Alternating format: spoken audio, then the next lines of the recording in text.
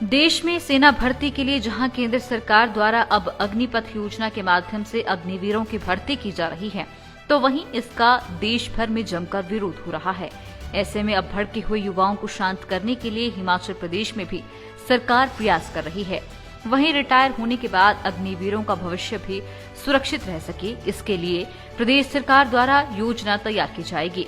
कुल्लू पहुंचे मुख्यमंत्री जयराम ठाकुर ने पत्रकारों से बातचीत करते हुए कहा कि जितना काम केंद्र की मोदी सरकार ने देश के युवाओं के लिए किया है, उतना आज तक कोई भी सरकार नहीं कर पाई है। अग्निपथ योजना युवाओं के लिए एक सार्थक योजना कारगर साबित होगी, लेकिन कुछ राजनीतिक दल इसे मुद्दा बनाने में जुट गए हैं और इस मामले में प्रदेश में युवाओं को भड़काया जा रहा है। वहीं केंद्र व प्रदेश सरकार भी इस बारे में विचार कर रही है कि अग्निवीरों को सेवानिवृत्ति के बाद किस तरह से नौकरियों में आरक्षण प्रदान किया जाए और इस बारे में एक अच्छी योजना जल्द तैयार की जाएगी। मुख्यमंत्री जयराम ठाकुर ने कहा कि अग्निपथ योजना से देश के लाखों युवाओं को फायदा होगा और सेवानिवृत्ति के बाद अच्छा भुगतान भी उनके सरकार द्वारा किया जाएगा, जिससे आने वाले समय में पहले भविष्य को संवार सकते हैं और अपने व्यापार के अलावा किसी और क्षेत्र में नौकरी कर सकते हैं। वहीं उन्होंने राजनीतिक दलों पर निशाना साधते हुए कहा कि जिस तरह से आज युवाओं के माध्यम से सरकारी संपत्ति को नुकसान पहुंचाने का प्रयास कर रही हैं, वो राजनीतिक दल सुधर जाएं, वरना आने वाले समय में जनता भी उन्हें इस कार्य में कड़ा जवाब देगी।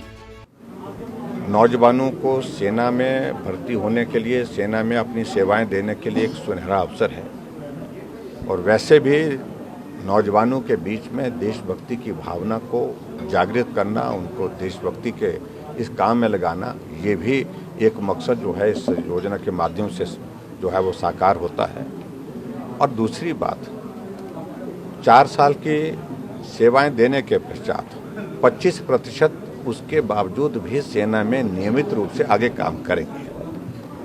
बाकी के जो हमारे जवान होंगे उनको दूसरे क्षेत्र में अपॉर्चुनिटीज देने के लिए केंद्र सरकार भी और प्रदेश सरकार विचार कर रही है कि हम दूसरी सर्विसेज में उनके लिए कहां उनको प्रायोरिटी दे सकते हैं, प्राथमिकता दे सकते हैं, ताकि चाहे वो पुलिस है, चाहे होमगार्ड है, चाहे अलग अलग डिपार्टमेंट में कहाँ किस प्रकार से उनके लिए दे सकते हैं।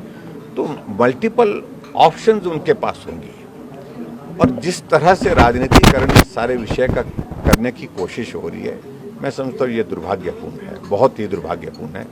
और क्योंकि चुनाव नज़दीक है, हिमाचल प्रदेश में चुनाव को ध्यान में रखते उनको लगता है कि इससे उनका भला होने वाला है।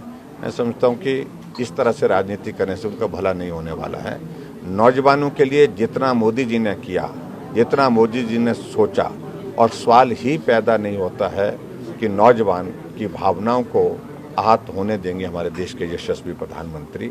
ये भाव ही नहीं है उनका, और उनका हमेशा नौजवानों के प्रति उनको प्रोत्साहित करना, उनको आगे बढ़ाना, उनको मजबूत करना, उनको दिशा देना और देश के काम में उनको लगाना, ये रहा है और नौजवान भी उनको दिल से चाहता है, दिल से। लाइफ टाइम्स टीवी के लिए कुल्लू से मनीष ठाकुर की रिपोर्ट। आपके विधायक ने पिछले 4 साल में क्या कुछ किया, क्या मुकम्मल हुआ और किसे किया दरकिनार, जनता से कितना रहा सरोकार और क्या रही विकास की रफ्तार। लाइफ टाइम्स टीवी दिखा रहा है हर एक विधायक का रिपोर्ट कार्ड। खास वीडियो सीरीज में देखिए आपके विधानसभा इलाके में विकास के दावे और उन पर विपक्षियों का पलटवार, साथ ही इलाके के निष्पक्ष लोगों की निष्पक्ष राय भी हर हफ्ते केवल लाइफ टाइम्स टीवी पर। आप भी अपने विधायक के कार्यकाल पर टिप्पणी करना चाहे तो हमें भेजें अपना वीडियो 82 198 00003 या 82 198 00004।